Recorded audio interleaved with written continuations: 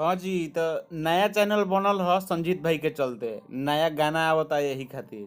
Video बनैले बनैले बड़े लोहार जी मजा मार के। इहे गाना बा। तो संजीत भाई के चलते भल कि चलो एगो नया चैनल इनके नाम से बना दिया अब विश्वकर्मा एकता के नाम से। तो विश्वकर्मा एकता चैनल बा, चैनल के सब्सक्राइब करके अब वीडियो के ज़्यादा से ज़्यादा शेयर कर लोग भाई, ठीक बा।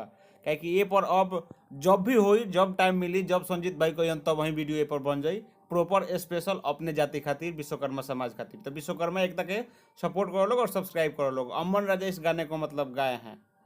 संजीत भाई पर दिखा मतलब ये पर देखावल गल बा कि संजीत भाई लिखले बा, लेकिन पता ना संजीत भाई शायद लिखले बा कि के लिखले बा नहीं बता सकत।